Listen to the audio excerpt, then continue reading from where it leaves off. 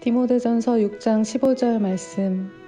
누구든지 다른 교훈을 하며 바른 말 곧 우리 주 예수 그리스도의 말씀과 경건에 관한 교훈을 따르지 아니하면 그는 교만하여 아무것도 알지 못하고 변론과 언쟁을 좋아하는 자니 이로써 투기와 분쟁과 비방과 악한 생각이 나며 마음이 부패하여지고 진리를 잃어버려 경건을 이익의 방도로 생각하는 자들의 다툼이 일어나느니라.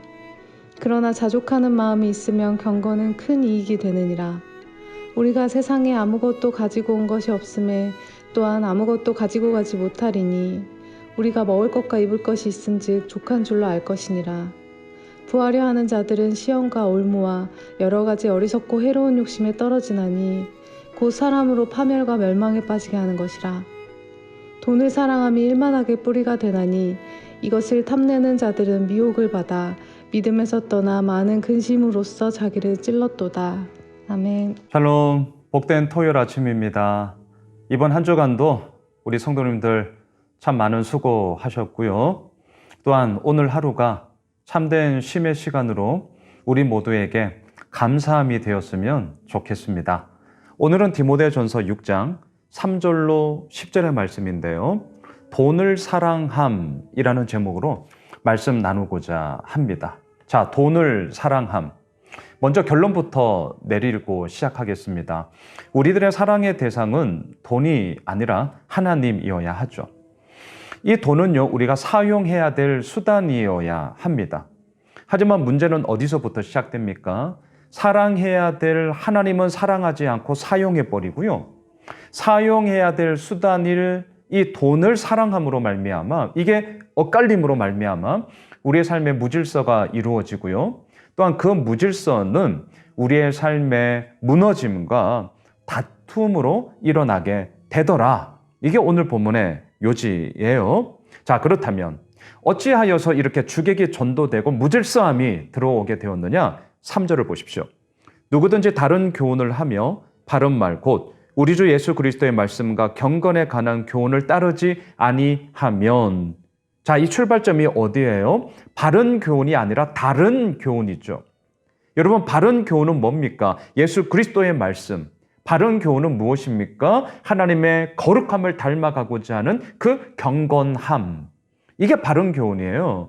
하지만 이 교훈에서 떠나 우리들의 무엇으로 인하여 쟁취되어지는 그 모든 이야기는 결국 다른 교훈이 될 뿐입니다. 그래서 4절을 보세요. 그는 교만하여 아무것도 알지 못하고 변론과 언쟁을 좋아하는 자니 이로써 투기와 분쟁과 비방과 악한 생각이 나며, 자, 그는 교만해요. 아무것도 알지 못해요. 왜 아무것도 알지 못하냐고요? 몰라서가 아닙니다. 알려고 하지 않아서예요. 왜 알려고 하지 않냐고요? 내가 이미 알고 있다라는 교만함이 있기 때문이죠. 이 악순환이 돌고 도는 거예요.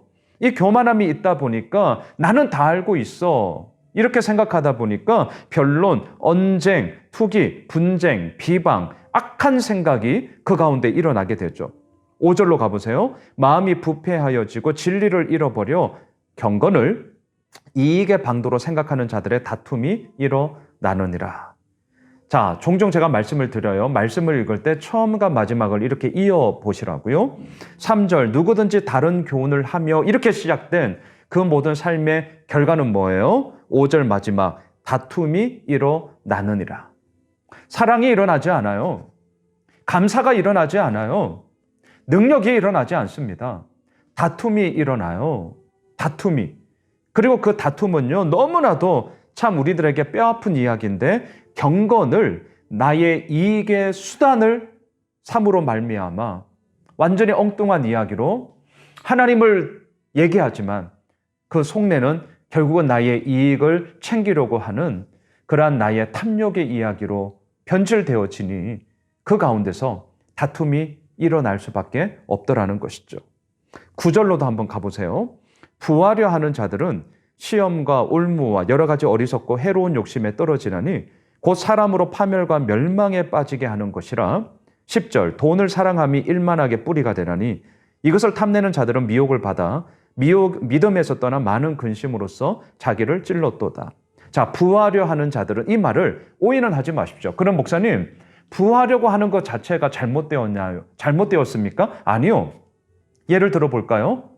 우리가 기도를 할 때요. 하나님, 우리 자녀들이 빈궁함에 살게 하여 주십시오. 자, 기분 좋으십니까? 저 안 좋아요. 저희 새아들 저보다 훨씬 더 잘 살았으면 좋겠고요. 또한 이 세상 가운데 하나님을 믿는 사람으로서 당당하게 살아갔으면 좋겠어요. 저 그걸 위해서 매일마다 기도하고 있습니다. 여러분, 가난해지십시오. 아멘이 되세요? 아니에요. 그러면 이 말은 뭡니까? 여기서 말하는 부하려 하는 자들은 누구예요? 5절, 경건을 자기 이익의 방도로 생각하는 자. 부하려 하는 자들은 누구예요? 10절, 돈을 사랑하는 자. 그리고 더 나아가 이것을 탐냄으로 말미암아 미혹을 받는 자. 오늘 문맥에서 이 부하려 하는 자들을 해석하셔야 합니다. 여러분, 부하려 하는 것 자체가 잘못된 거 아니에요. 이 부함이, 그리고 부하려 하고자 하는 그 마음이 하나님을 사랑함으로 말미암아 주님께서 우리에게 허락하여 주신 삶의 자리 가운데 이루어 가게 하시는 그 부유함과 그 풍성함은요, 얼마든지 나눌 수 있는 하나님의 역사하심에 쓰임받게 되는 수단이 될 수 있잖아요. 도구가 될 수 있잖아요. 얼마나 감사합니까? 우리 예수홈의실 교회가 그러한 교회가 되었으면 좋겠습니다. 나의 배부름, 나의 만족으로만 끝나는 것이 아니라 이것을 흘려보낼 수 있는 교회, 이것을 흘려보낼 수 있는 우리들의 삶. 얼마나 멋져요. 자, 그래서 6절로 가보시죠. 그러나 자족하는 마음이 있으면 경건은 큰 이익이 되느니라. 우리가 세상에 아무것도 가지고 온 것이 없음에 또한 아무것도 가지고 가지 못하리니 우리가 먹을 것과 입을 것이 있은즉 족한 줄로 알 것이니라. 자족하는 마음, 자족, 스스로 넉넉함을 생각하며 스스로 만족함을 가지고 있는 상태. 자, 이 자족함을 우리는 어찌하여 가질 수 있습니까? 내가 가지고 온 것이 없음에 또한 이 세상을 떠날 때도 우리가 가지고 가는 게 없죠.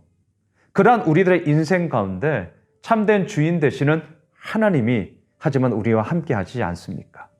아무것도 가지고 오지도 않았고 아무것도 가지고 갈 수 없어요. 하지만 하나가 있어요. 하나님과 함께함에 그 모든 믿음의 능력, 그 믿음의 실제는 우리가 늘 가지며 그 가운데서 하나님께서 부어주시는 은혜 가운데 우리는 만족과 감사를 얼마든지 누릴 수 있게 되는 것이죠.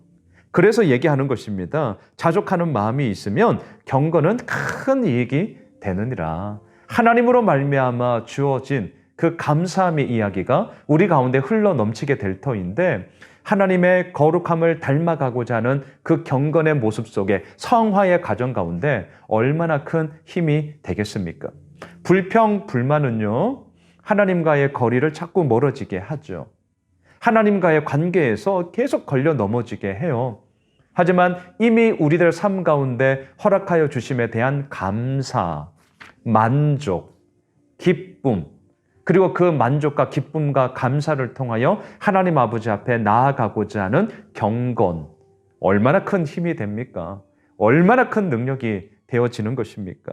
8절, 우리가 먹을 것과 입을 것이 있은즉 족한 줄로 알 것이니라. 그리고 더 나아가 그렇게 이루어 나가시는 하나님이 오늘도 우리와 함께 하신다면 어찌 우리가 내일을 두려워하며 어찌 또한 우리의 삶 가운데 불평, 불만에만 빠져 있을 수 있겠습니까? 말씀을 정리하겠습니다. 돈을 사랑하신다고요? 그러시면 안 됩니다. 돈은 우리가 사용할 수단입니다. 우리의 사랑의 대상은 오직 한 분, 하나님이십니다. 하나님을 사랑합시다. 하나님을 오늘도 붙잡읍시다. 하나님을 의지합시다. 그리고 그 가운데서 이루어 나가시는 아버지의 생명의 역사가 또한 어떻게 이루어져 가는지를 함께 봅시다.